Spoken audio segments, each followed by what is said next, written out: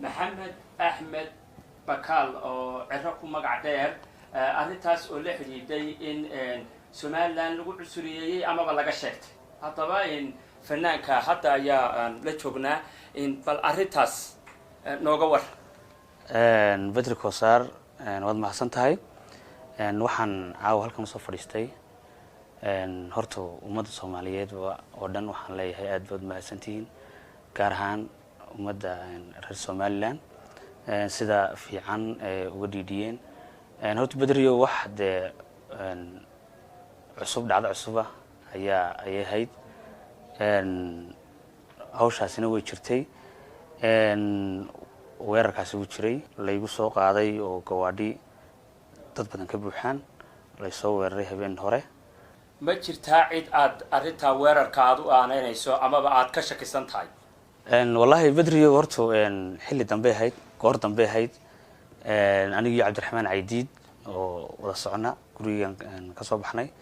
dabeedna ilaa 3 gaari ayaan laga soo daatay baadeen anaguna markaan naftaydii badbaadino ayaanu isku daynay alxamdulillah horta ilaahay naga badbaadiyay yahay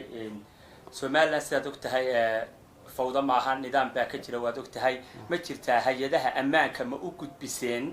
arintiina badro walgu horta hawsha waa lagu gudo jiraa dawladana baala saciidi waxa ka dambeysay waa lagu gudo jiraa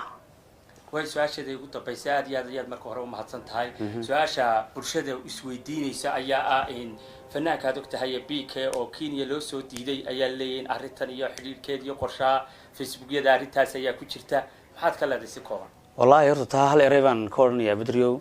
aan waxa la horta fanka siyaasadda laga daayo fankiisa siyaasadda meel ma wada galaan nagu faanin baan nahay ereygaasaan oran lahaa fanka iyo siyaasadda hala kala saaro waxa jira dad badan oo adiga ku taageersan oo si weyn qaarkood arka mu jireen baraha bulshada qola kale si kala u dhigaysay fariinta bulshada ku taageersan ee Somaliland aad u diraysaa maxay tahay wallahi waxaan u dirayaa waxaan leeyahay aad iyo aad u mahadsantihiin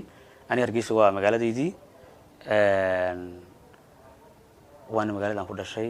ku dhaqmay ku koray waa dalkaygii hooyo